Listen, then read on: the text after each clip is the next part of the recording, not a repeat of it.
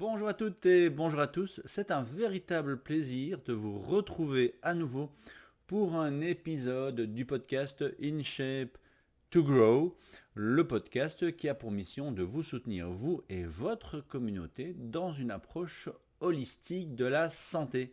On va d'ailleurs revenir un tout petit peu sur cette dénomination et j'espère pouvoir, à travers ces différents épisodes cette année, de mieux vous faire comprendre cette notion de santé globale. Nous sommes aujourd'hui au 5e secret pour développer une santé globale au quotidien, une santé qui vous permet justement de faire face aux aléas de la vie, aux challenges que nous rencontrons au quotidien et qui sait les challenges que nous réserve cette année et les années suivantes. Et donc, il est important de pouvoir construire consciemment. C'est vraiment un élément qui revient depuis cette première vidéo d'une série de 7, c'est de prendre consciemment sa santé en main. Être en forme pour bien grandir, c'est mon slogan maintenant depuis plus d'une dizaine d'années. Être en forme pour grandir, non plus physiquement pour la plupart d'entre nous, mais émotionnellement, mentalement et spirituellement. Dans le dernier épisode, je vous parlais de la communication subtile, de votre énergie, de l'énergie que vous dégagiez par la qualité de votre respiration, par la qualité de vos émotions que nous partageons bien souvent inconsciemment et qui étaient déjà en lien avec les 3 premières étapes que je vous avais proposées. Cette semaine, nous allons aborder l'impact de votre communication directe, qu'elle soit par le corps, par le verbe ou par l'expression créative. Vous remarquerez déjà que cette expression va dépendre de la qualité et de l'équilibre des 4 premières étapes dont je vous ai parlé. Pour pouvoir s'exprimer, vous avez besoin de vous sentir en sécurité.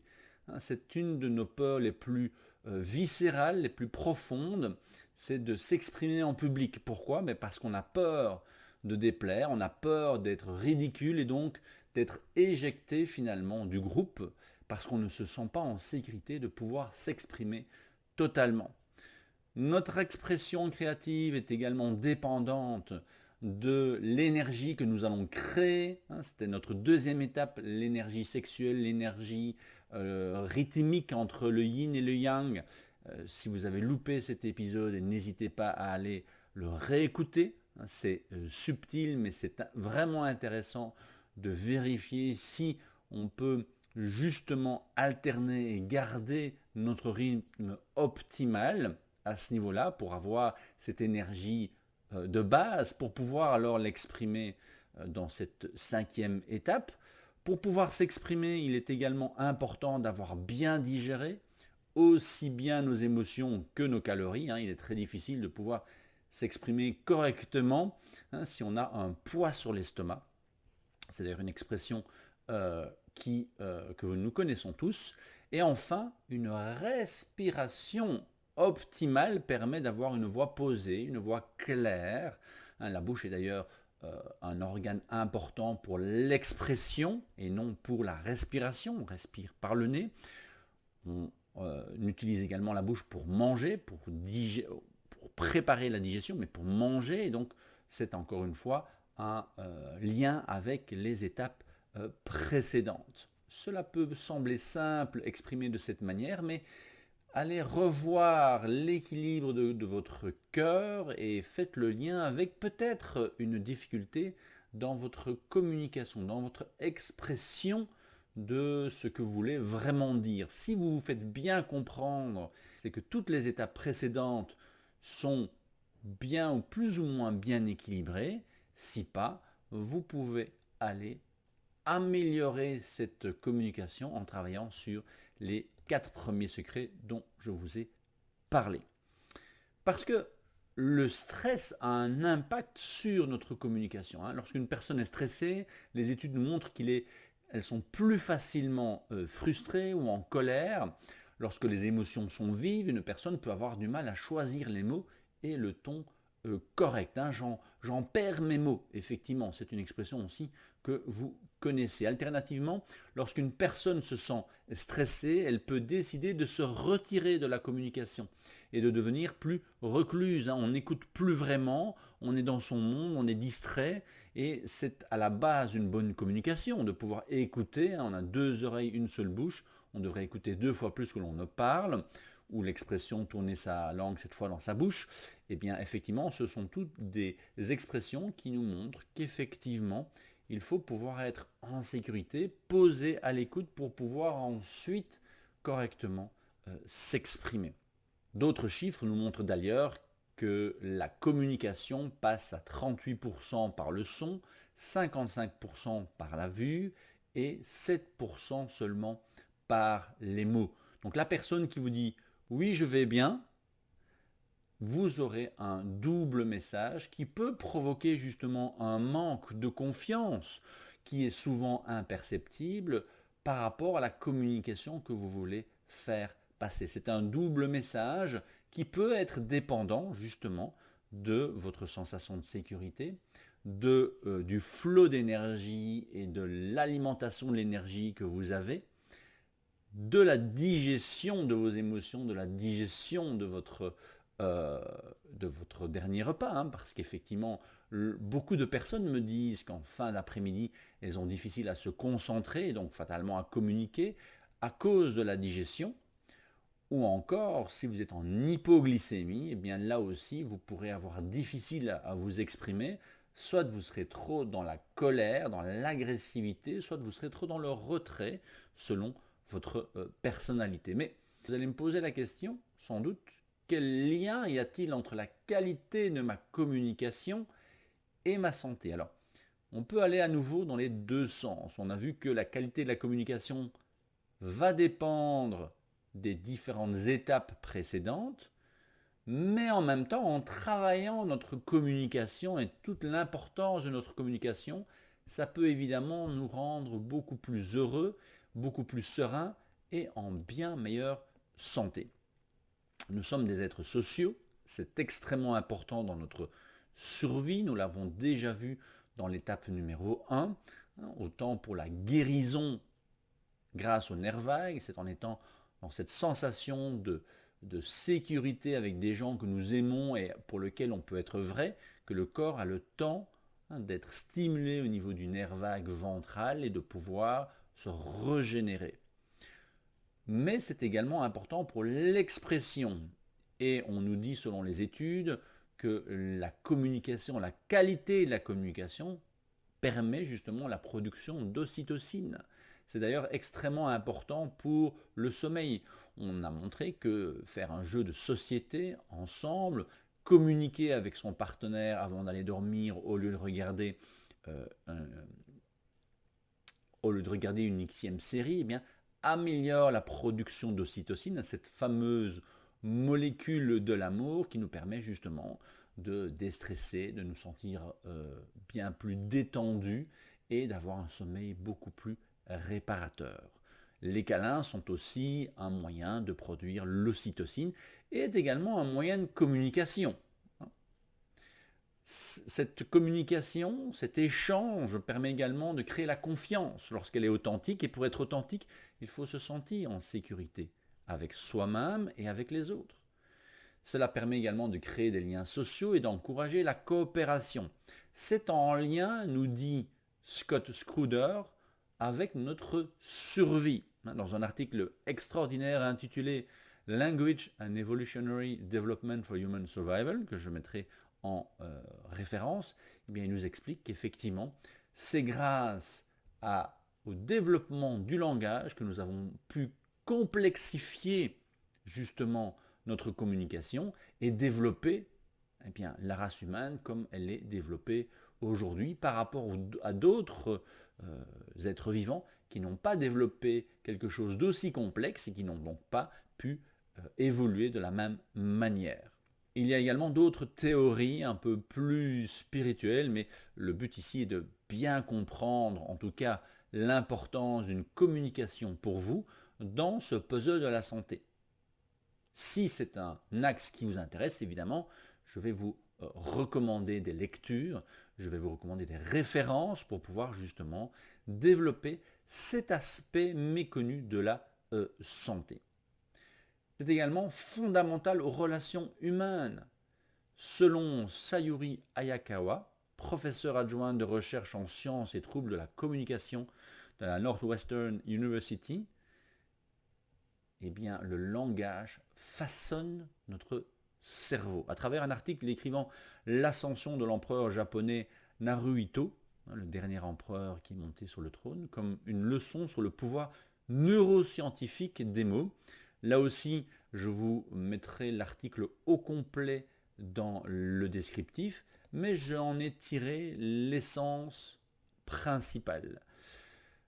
Vous saviez déjà que l'exercice physique pouvait modifier la forme de votre corps, c'est le principe de l'activité physique avec un programme adapté.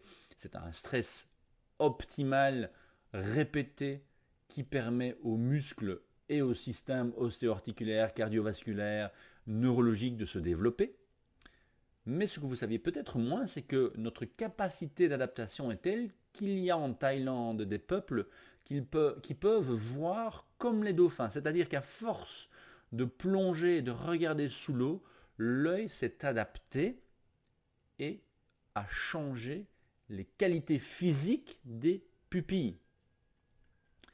Si vous doutez de cette information, allez voir l'article dont je vous parle et qui sera en référence. C'est également le cas pour la pratique et le développement du langage. On a l'impression que en étant enfant, on a acquis un certain langage et qu'après c'est stable et qu'on n'a plus intérêt à le modifier, à l'améliorer, eh bien détrompez-vous, ce langage peut encore, à tout âge, modifier les structures physiques du cerveau et donc la qualité de notre santé. Exemple, à la naissance, nous sommes capables de reconnaître tous les types de sons, quelle que soit l'origine du langage. Ce n'est qu'à force de répétition d'un même langage que nous allons développer finalement une spécialisation dans les tonalités plutôt latines ou les tonalités plutôt germaniques ou arabes ou asiatiques, etc. Ma femme en est d'ailleurs un excellent exemple. Elle a été éduquée en plusieurs langues.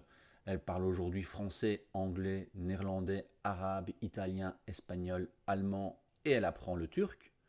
Ceci étant dit, le turc, elle l'a appris à travers des séries sur Netflix. Je vous le promets. L'italien, elle a fait 3 cours avant de pouvoir maîtriser déjà une bonne partie de la langue. C'est démontré, à partir du moment où vous connaissez 2 langues, ça va faciliter l'apprentissage de la 3e puis de la 4e.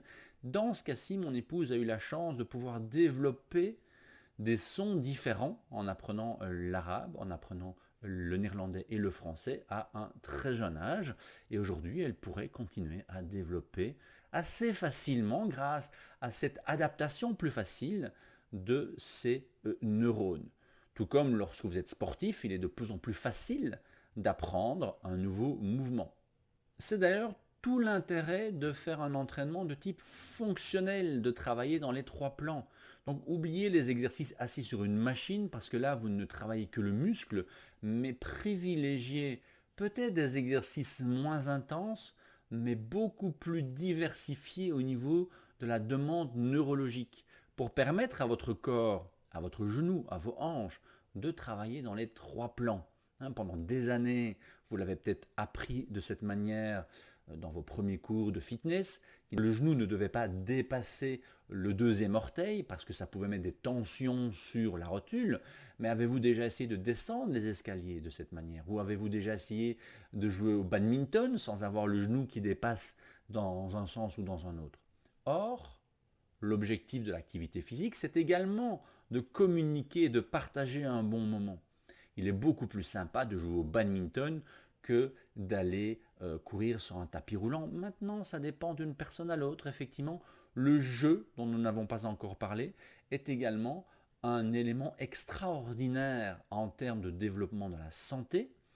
Et la personne qui a difficile de jouer, et c'est un gros travail que j'ai dû faire personnellement, eh bien, relève d'une problématique liée à la sécurité. le fait de pouvoir jouer, même dans un combat, heureusement j'ai fait du judo, de manière saine et spontanée, permet justement de stimuler le nerf vague ventral.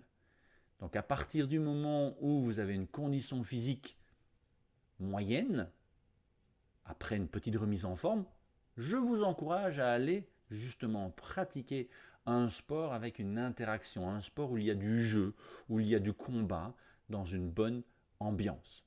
D'ailleurs, Tayuri Ayakawa rajoute que l'augmentation de la matière grise et de la matière blanche, ainsi que la capacité de recruter de manière flexible différentes régions du cerveau, peuvent aider à expliquer pourquoi le bilinguisme peut retarder l'apparition des symptômes de la démence de 4 à 6 ans.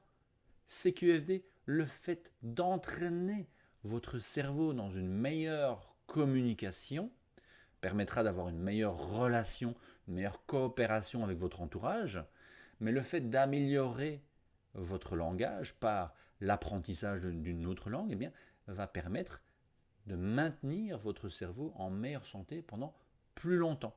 La capacité, dit-elle, humaine pour le langage a joué un rôle essentiel dans le développement des civilisations, la transmission des connaissances et notre capacité à façonner collectivement notre environnement. Donc nous faisons partie d'un environnement, il est essentiel de communiquer avec cet environnement et d'exprimer sa créativité, que ce soit par le langage, alors je parle d'une langue étrangère pour l'aspect purement technique, mais je suis certain qu'on peut trouver de très belles études sur la capacité d'exprimer une émotion par le dessin, par la musique, par la poésie, par les mots, et de pouvoir justement agir sur notre santé, non plus uniquement à travers des calories, à travers un régime, mais à travers la poésie que vous pouvez développer. Poésie au sens large, hein, comme on parle du stress au sens large, on parle de la poésie de la vie au sens large. Et donc, j'espère que petit à petit, grâce à ces capsules, à ces épisodes du podcast, vous pouvez enfin voir la santé comme l'organisation d'un grand nombre de systèmes interconnectés.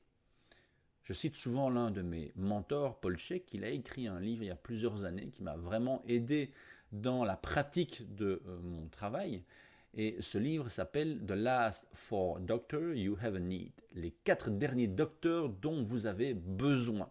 C'est un modèle que j'utilise en coaching, que mes coachés d'ailleurs ont probablement déjà reconnu, et qui est inspiré du travail d'Hippocrate. Alors vous connaissez Hippocrate pour cette fameuse citation que ta nutrition soit ta première médecine. Je l'ai déjà noté, mais j'y reviens parce que c'est vraiment important.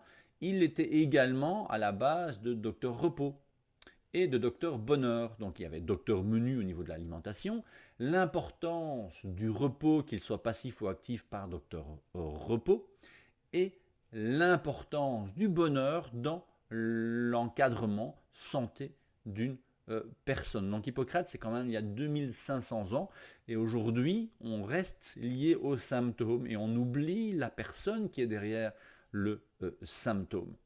Le 4e docteur est utilisé depuis des générations, des millénaires, dirais-je. Hein. La médecine chinoise, à l'ancienne, c'est 5000 ans, c'est 3000 ans, comme nous la connaissons aujourd'hui. On parlait déjà de l'importance du mouvement. En médecine ayurvédique, c'est également 3000 ans. C'est également un aspect qui était mis en avant pour la qualité de la récupération et de la santé d'une personne. Aristote disait être en forme pour bien penser. Il obligeait ses disciples à pratiquer la lutte gréco-romaine pour être capable d'écouter ce dont il avait à faire passer comme message. Donc les 4 docteurs, docteur repos, docteur menu, docteur mouvement, docteur bonheur, doivent faire partie de votre santé globale. C'est ce qui d'ailleurs m'a inspiré mon slogan, être en forme pour bien grandir, être en forme dans tous les domaines de notre santé pour justement grandir à travers les aléas de la vie. Mais revenons à Docteur Bonheur. Que nous invite à faire Docteur Bonheur ? Si on suit les recommandations de Sayuri Ayakawa, j'y arriverai, elle nous propose de travailler notre communication à travers justement le développement et l'apprentissage d'une autre langue, quel que soit l'âge que vous avez, parce qu'en apprenant la langue, vous allez idéalement apprendre la culture. En apprenant la culture, eh bien, vous allez comprendre les choses, vous allez pouvoir mieux éventuellement vous exprimer, mieux communiquer, puisqu'aujourd'hui nous sommes dans une société multiculturelle, en tout cas dans beaucoup de pays, on a la chance de pouvoir être en interaction avec toutes ces cultures différentes, et en comprenant la langue, la culture, il est beaucoup plus facile eh bien, de communiquer, beaucoup moins de stress par rapport aux différences avec l'autre, et donc ça vient nourrir notre docteur bonheur, notre capacité à créer, à communiquer. Alors encore une fois, il n'y a pas que la communication verbale, il y a la communication physique, il y a la communication artistique, qui peuvent être des outils à développer. On peut très bien utiliser la danse, et je l'ai recommandé, pour des objectifs santé, non pas pour devenir une rockstar et faire du rock'n'roll acrobatique, mais pour pouvoir justement travailler le corps d'une autre façon. Parce que certes, ce n'est pas en apprenant une nouvelle langue ou en dessinant des mandalas que vous allez perdre du poids ou retrouver la forme. Ceci étant dit, cela peut y contribuer. Et c'est ça que j'essaie de vous faire comprendre. Je l'utilise en coaching. J'ai coaché il y a plusieurs années une jeune femme qui n'était pas heureuse dans sa carrière, qui voulait reprendre des études universitaires à près de 40 ans. Elle l'a fait et là on a vu son poids diminuer et on a vu sa thyroïde s'équilibrer grâce à cette meilleure expression. Elle arrivait à mieux s'exprimer à travers ces nouvelles études que par rapport à son métier et ses différentes carrières qu'elle avait déjà eues depuis l'âge de 20 ans. Et donc c'est vraiment grâce à son expression qu'elle a pu ajouter un élément important à sa santé, en plus de son activité physique et de son rééquilibrage alimentaire évidemment. C'est une synergie, il vaut mieux faire des petits efforts que vous serez capable de tenir sur le long terme que de faire un régime drastique, un entraînement drastique et de séparer votre communication, votre sécurité, votre énergie créatrice, la digestion de vos émotions, de votre santé physique.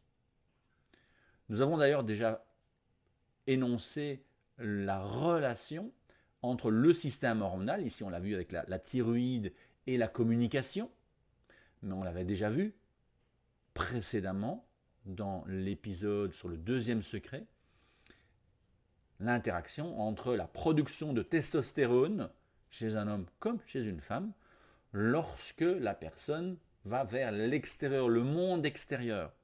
Si vous avez une bonne interaction avec le monde extérieur, vous avez une bonne production de testostérone. Si vous faites du télétravail, vous risquez d'avoir une moindre production de testostérone, importante pour la santé musculaire par exemple, pas uniquement pour cette saine agressivité vers le monde extérieur, mais vraiment pour avoir une bonne masse musculaire. Hommes et femmes ont besoin de testostérone, eh bien, elle dépend des interactions que vous avez avec le monde extérieur. Si vous restez en télétravail toute la journée, vous allez avoir une plus grande production d'œstrogènes, que vous soyez homme ou femme. En résumé, si vous êtes coach, comment communiquez-vous vos services? Avez-vous vraiment une communication qui vous est propre? Et si vous avez besoin d'aide, n'hésitez pas à me contacter en tant que coach. J'ai un service qui vous aide à travers le Business Model You, des outils qui vous permettent justement d'améliorer votre business plan au niveau de votre rôle de coach à travers une meilleure, par exemple, communication, à travers la définition des valeurs que vous voulez partager justement dans vos communications vers l'extérieur. Attirez-vous donc la clientèle qui vous plaît. Ma clientèle, ce sont des personnes qui justement sont ouvertes, même si elles ne le sont pas encore entièrement, mais elles sont ouvertes à une approche holistique. Je ne vais pas parler de la même manière avec tous mes coachés, ni au même moment. Je me souviens d'un coaché que j'avais il y a plusieurs années qui estimait que le massage était un truc de bonne femme. Mais quand vous avez une personne qui vous dit ça, ben, vous vous dites qu'on ne va pas tout de suite parler de l'approche émotionnelle et spirituelle. Eh bien, 1 an plus tard, c'est lui qui me recommandait une vétérinaire, qui est d'ailleurs devenue une grande amie, qui proposait des soins énergétiques. Elle n'était plus vétérinaire, elle avait changé, mais elle recevait toujours dans son cabinet. Et donc la première fois que je me suis présenté, parce que je suis très curieux, donc je suis allé voir cette personne qui m'a intrigué, et je me suis demandé si je devais venir avec mon chien dans le cabinet de cette personne pour attendre mon tour, parce que je me dis, si j'arrive sans personne et qu'il y a des personnes qui sont avant moi avec leur chien et leur chat, ben je vais aller avoir l'air malin, moi. Revenons à ce client. Donc il était au départ persuadé que la perte de poids allait uniquement venir eh bien, d'un régime alimentaire et de plus d'activité physique. Il était extrêmement discipliné, un ancien sportif, et il n'y avait pas de résultat. Ce n'est que lorsqu'on a abordé sa santé émotionnelle, que je lui ai donné des outils un peu différents, qu'il a commencé lui-même à se poser des questions et qu'il est en arrivé à prendre rendez-vous avec cette personne pour travailler ses émotions. Donc si vous êtes coach, vérifiez la communication que vous voulez faire passer et adapter cette communication avec justement la personne qui est en face de vous selon son niveau d'ouverture et accompagnez-la à son rythme. Je vais d'ailleurs vous donner un exemple qui m'est arrivé vendredi dernier. J'étais inscrit à un événement de networking.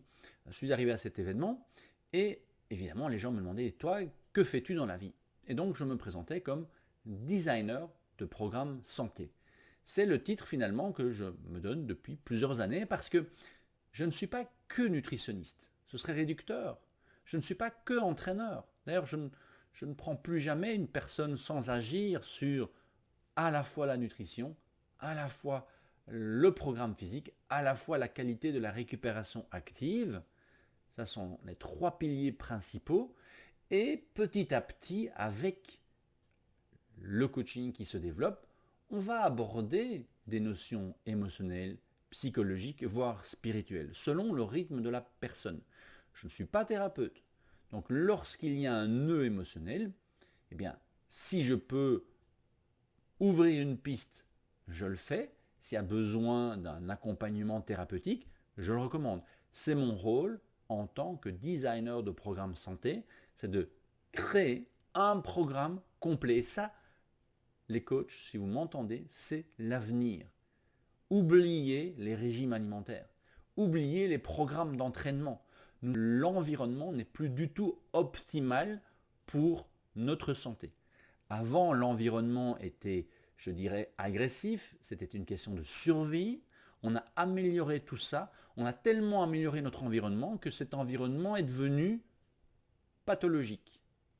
Récemment, j'ai entendu une citation qui a vraiment totalement confirmé mes recherches sur le stress, la résilience et le trauma. Ça fait plusieurs années que j'étudie l'impact du trauma sur notre biologie, mais un trauma qui est plutôt silencieux, pas les gens qui sont traumatisés avec des événements importants comme la maltraitance, qu'elle soit sexuelle ou mentale ou physique. Ça, c'est le rôle du thérapeute. Par contre, ce sont les petits traumas qui viennent modifier la façon de se comporter et qui peuvent influencer la digestion, qui peuvent influencer l'image de soi, la confiance en soi, la capacité à modifier des habitudes, etc. Et cet auteur spécialisé dans la biologie du trauma disait, un trauma, c'est soit des petites choses pendant trop longtemps, soit une grosse chose trop rapidement. Et c'est d'ailleurs un concept une information que je partage dans ma conférence sur la résilience et sur les 7 sources de stress. Et donc là, oui, effectivement, lorsqu'il y a un petit stress qui se répète, qui se répète, qui se répète, finalement, eh bien, il nous épuise. Et donc, aujourd'hui, nous avons un environnement qui nous épuise. Nous avons la lumière bleue, nous avons les pesticides, nous avons la pollution, nous avons l'anxiété, ou nous avons le manque de contact humain, d'authenticité. Alors je ne dis pas qu'avant c'était mieux, c'était différent. Donc nous devons pouvoir être proactif. C'est pour moi la définition du biohacking. Aujourd'hui, on a énormément de définitions du biohacking. Moi, je dirais que le biohacking, c'est comment hacker notre environnement pour le mettre au service de notre biologie. Exemple, un simulateur d'aube, le matin pour se réveiller, permettre au cycle du sommeil de se terminer et de se réveiller avec une bien meilleure énergie que quand votre réveil sonne à 5 heures du matin au milieu d'un cycle de sommeil profond, par exemple, ou en plein milieu d'un rêve. Donc c'est hacker notre environnement, parce qu'on ne va pas se lever systématiquement quand le soleil se lève, on va se lever quand on en a besoin. Donc on peut hacker notre environnement par un simulateur d'aube, qui est un réveil qui permet de simuler le lever du soleil et qui permet au cerveau de terminer son cycle et de nous réveiller dans de bonnes conditions. Eh bien, tout cela fait partie d'un programme global. En agissant sur la nutrition, sur le rythme de votre journée, sur vos routines, sur la qualité de vos pensées, la qualité de vos loisirs, eh bien, vous allez finalement profiter beaucoup plus de votre quotidien. Alors, certains me diront, oui, mais ce sont des contraintes, etc. Oui, mais ça, c'est un peu ce qu'on essaie de nous vendre depuis, je dirais, l'industrialisation. C'est que on peut tout avoir avec le moindre effort. Si on regarde l'évolution sur les 9000 dernières années, par exemple, eh bien non, on peut améliorer notre confort, hein, et heureusement, on n'a plus à dormir sur des matelas remplis de cafards et de choses et d'autres, mais la qualité du sommeil reste un élément essentiel. Donc, se limiter en termes de stimulation lumineuse le soir, c'est une contrainte. On peut peut-être faire 2 soirées sur les 7 où on va dormir un peu plus tard et on fait une soirée télé. Mais en dehors de ça, idéalement, si on veut éviter les problèmes d'Alzheimer, de démence, de diabète, de maladies chroniques, de maladies auto-immunes, la qualité du sommeil est importante. Et ça fait partie de ce que j'appelle un programme santé. Et donc, je vous aide justement à designer ce programme. Et du coup, dans cet événement de networking, quand je disais Health Plan Designer, les gens me disaient designer, non. Alors j'expliquais. Donc là, ils commençaient à s'intéresser. Donc la communication a créé, en tout cas les mots que j'ai utilisés, créé une interrogation et créer la communication. Moi qui ne suis pas quelqu'un d'extraverti, très facile au niveau de la communication, ceux qui me connaissent le savent, eh bien là ça crée le questionnement et c'est comme ça que j'engageais la conversation. D'ailleurs, il y a une personne qui m'a dit « Ah non, c'est une approche holistique ». Bingo! Ma communication était bien passée. Si j'avais dit expert holistique ou coach holistique, la personne aurait été mettre derrière cette définition un peu sa vision des choses. Ici, le fait d'expliquer ce que j'entends par designer de programme santé, ça permettait à la personne de se poser les questions et d'entamer la communication. Je vous donne des exemples. Hein. Je vous ai parlé tout à l'heure de cette coachée qui avait repris des études. Alors là, ce n'est pas quelque chose que je l'ai encouragée à faire. Elle avait déjà ce projet depuis 15 ans. Mais récemment, j'ai une dame qui m'avait parlé d'une perte de poids, une personne qui a la soixantaine et qui avait beaucoup de choses au niveau de sa vie privée ou de sa vie professionnelle. Et il me semblait effectivement qu'elle manquait d'expression. Et je lui ai recommandé justement dans son programme santé pour la perte de poids de lire l'ouvrage de Julia Cameron, Libérez votre créativité. C'est 12 étapes pour justement apprendre aux gens à libérer cette créativité. Je me souviens, moi étant tout petit, quand je faisais des bricolages en maternelle, on me disait ah, David, c'est quoi ce truc ça ressemble à rien, tu dois faire comme les autres. Ceci explique beaucoup de choses, éventuellement. Quand on vous coupe de cette créativité naturelle, eh bien évidemment, ça crée ces petits traumas dont je parlais tout à l'heure. Too little, too long. Donc des petites choses. Alors on ne m'a pas humilié devant toute la classe parce que à 5 ans, j'avais fait un bricolage qui ne ressemblait pas aux autres. Mais c'était des petites interventions comme ça. Un élan de spontanéité, pouf, on le coupe. Un élan de, on le coupe, on le coupe, on le coupe. Et puis à un moment, vous coupez tout. Et malheureusement, ça entraîne une insécurité, ça entraîne une modification du système hormonal, une modification de la qualité de la digestion. Et puis 20, 30, 40 ans après, on s'étonne d'avoir des symptômes plus importants. Et puis on ne s'étonne plus finalement d'avoir les statistiques des maladies chroniques qui augmentent, qui augmentent, qui augmentent. Or, on a la connaissance. C'est ça qui est fabuleux aujourd'hui, c'est que nous avons la connaissance. Donc, à travers ce podcast, j'espère vous partager certains éléments de mes recherches, de cette connaissance universelle aujourd'hui, et qui permet justement d'atteindre cette santé globale qui est un processus.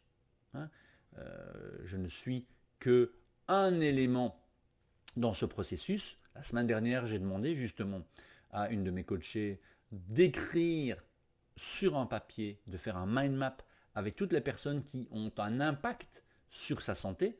Donc il y avait son médecin, il y a son entraîneur physique, il y a mon rôle à moi, il y a une psychologue, il y a une thérapeute, etc. Et de voir ce que chaque personne lui apportait. Dans ma modélisation de la santé optimale, c'est l'équipe, c'est le staff comme un staff sportif. Un sportif, il a son kiné, il a son médecin, il a son nutritionniste, son psychologue, etc. Eh bien, vous devriez avoir votre staff. Et quand vous en avez besoin, faites appel à votre staff. Et vous, en tant que coach, vous faites partie du staff de votre coaché. Donc cette coachée avait un nouvel challenge à relever. Et je lui dis, n'hésite pas à faire appel à ton staff. Il est là, tu n'es pas seul. On revient sur cette sensation de sécurité. Si face à un obstacle, vous sentez seul, là, ça peut créer énormément de déséquilibre au niveau de votre biologie parce qu'on n'est pas fait pour réagir face à un stress seul. La décision, vous êtes le seul à la prendre, mais vous n'êtes pas obligé de le faire, de faire le chemin tout seul. Une de mes citations, c'est « La vie est un sport individuel qui se pratique en équipe ». Vous vous levez le matin, vous êtes le seul à le faire en tant qu'adulte. Vous bottez le derrière et vous levez à l'heure. Mais par contre, ce que vous allez faire de la journée, vous pouvez le faire avec des équipes. D'accord ? Par exemple, si vous manquez de motivation, on en a déjà parlé, pour l'activité physique, eh bien, rapprochez-vous d'un ami à vous qui est facile avec l'activité physique et pratiquez une activité physique avec lui ou avec elle. Motivez-vous avec personne. Bon, évidemment, si c'est un coureur de trail et vous ne savez pas courir, n'allez pas tout de suite courir et faire les entraînements avec elle ou avec lui. Essayez de trouver une astuce. Si vous n'êtes pas coach, que pouvez-vous tirer de cet épisode ? Eh bien, posez-vous la question, comment exprimez-vous votre créativité ? Comment vous exprimez-vous ? Est-ce que ce que vous exprimez est toujours le reflet de vos pensées ou de vos émotions ? Et si pas, allez voir les étapes suivantes, là où le bas blesse, là où il y a un déséquilibre, une faiblesse. Et pourquoi pas, procurez-vous l'ouvrage Libérez votre créativité de Julia Cameron, 12 étapes à suivre et qui vous permettront justement, comme le processus de la santé globale, de développer petit à petit votre créativité.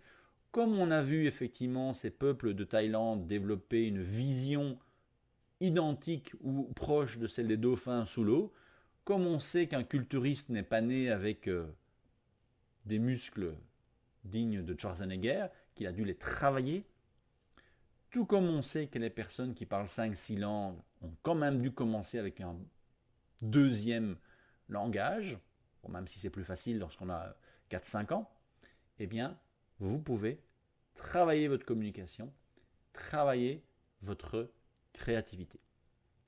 Voilà, j'espère que ce nouvel épisode vous a nourri, comme on peut se nourrir physiquement, on peut se nourrir intellectuellement, ça va vous permettre d'ajouter une pièce à votre puzzle de la santé. Si vous avez des questions, n'hésitez pas à me contacter directement sur les réseaux sociaux ou sur david.germeau@gmail.com. Et d'ici le prochain épisode, prenez soin de vous.